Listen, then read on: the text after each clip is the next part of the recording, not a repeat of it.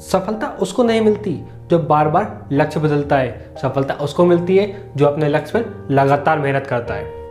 आज की कहानी ऐसे ही एक सोल्जर की है जो कि हंगेरियन आर्मी का एक सोल्जर था जिसका नाम कैरली था।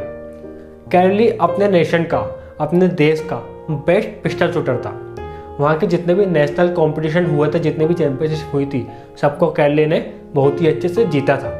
और पूरे देश को पता था कि आने वाले ओलंपिक 1940 में जो ओलंपिक होने वाले हैं उसमें गोल्ड मेडल कैरली को ही मिलेगा, सबको श्योर था। लेकिन एक बार आर्मी कैंप में ट्रेनिंग के समय कैरली के हाथ में ग्रेनेड फट जाता है, जिसकी वजह से जिस हाथ से उसको मेडल लेना होता है, जिससे वो पिस्टल शूटिंग करता है, उसका वो हाथ ही पूरा कट जाता है। ये हाथ कटने के बाद पूरा देश शोक में चले जाता है, क्योंकि एक इंसान जिसने लगातार मेहनत करके अपने हाथ को दुनिया का बेस्ट पिस्टल शूटर बनाया था, उसका वो हाथ ही कट जाता है। सारे पूरा देश उदासी में चले जाता है, क्योंकि सबको पता था कि कैरली देश के लिए ओलंपिक लाने वाला है, लेकिन उसके साथ इतना बड़ा हादसा हो जाता है।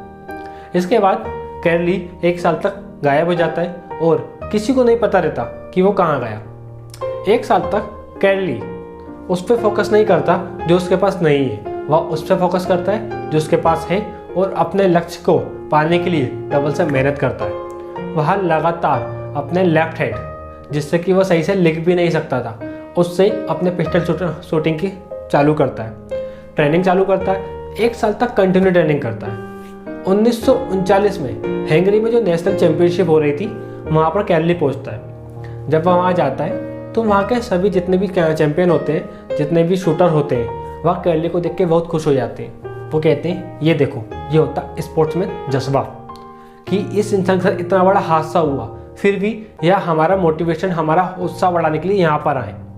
वो सब कैरली को जाके कॉन्ग्रेचुलेशन करते हैं, लेकिन कैरली वहाँ उनसे बोलता है कि तुम तैयार हो जाओ, मैं तुम्हारे साथ कॉम्पिटिशन के लड़ने आया हूँ, मैं तुम्हारे साथ चैंपियनशिप करने आया हूँ।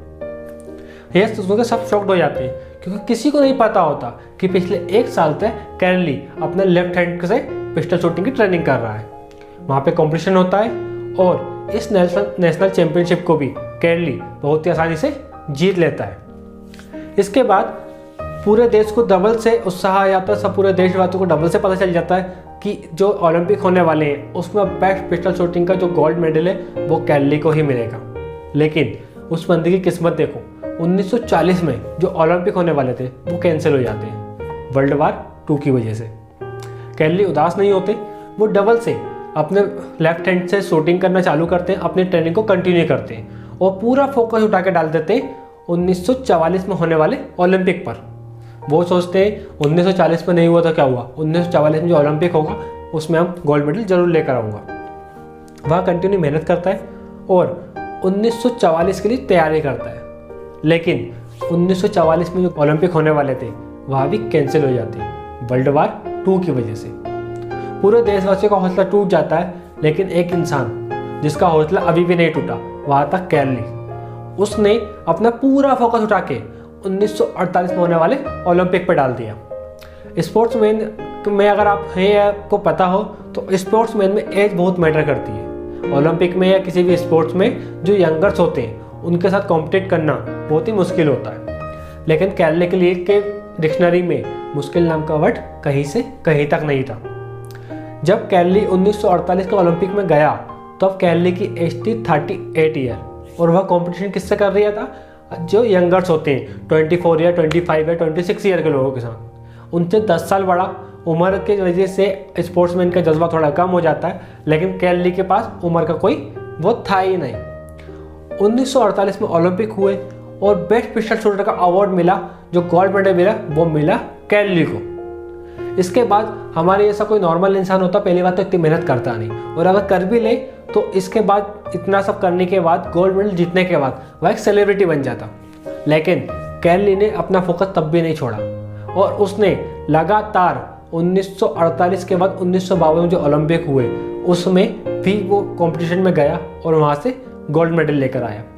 उसने पूरी दुनिया के इतिहास को चेंज कर दिया, क्योंकि इससे पहले आज तक कोई भी इंसान लगातार 2 गोल्ड मेडल नहीं लेकर आया था। कैरली ने साबित कर दिया कि अगर आपका लक्ष्य निर्धारित हो और आप फोकस करके उस पर मेहनत करते रहें तो कोई फ़र्क नहीं पड़ता आपके पास क्या है और क्या नहीं है।